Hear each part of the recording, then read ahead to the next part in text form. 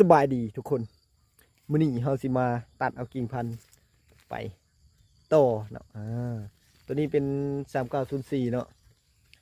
มาเบิ่งว่า3904มันใหญ่ส่ำใดปลูกปีหนึ่งเนี่ยโอ้ได้เงี้ยเบิ่งสิให้เบิ่ง3904มันก็คล้ายๆ600หั่นแหละแต่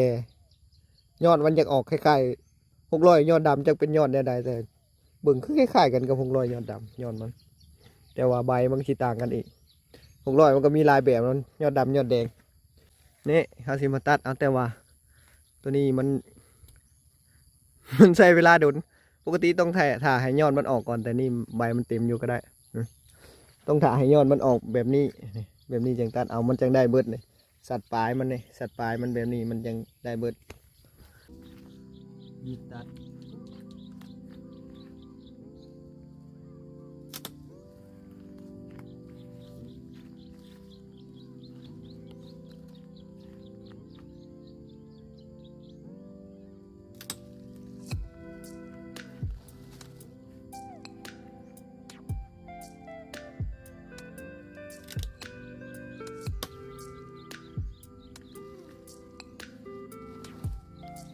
เขาตัดเขาก็จะตัดจงไปไว้ประมาณ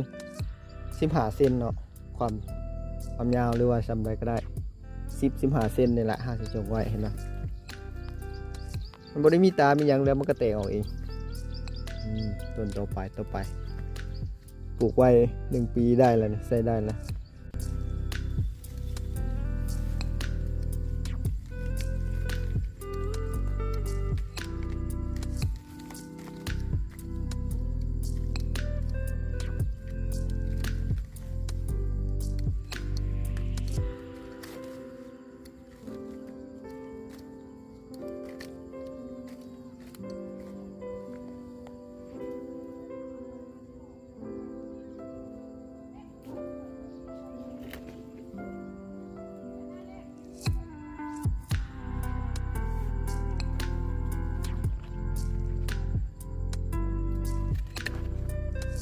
นี่แล้วเลย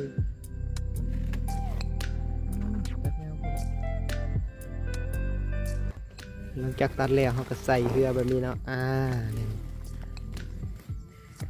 ระวังอย่างดีเวลาถือเวลายังบ่ให้ยังถือเพลงแหละแบบนี้คืออุ้มเอาอะไรได้อุ้มเอาคืออุ้มลูกน้อยนี่แหละ นี่ต้องระวังเนาะคันถือไปไกลอย่าให้ยังถือไม่ต้องมันก็สิเกิดการซ้ำหั่นล่ะที่มีประมาณนี้วิธีการตัดกิ่งตา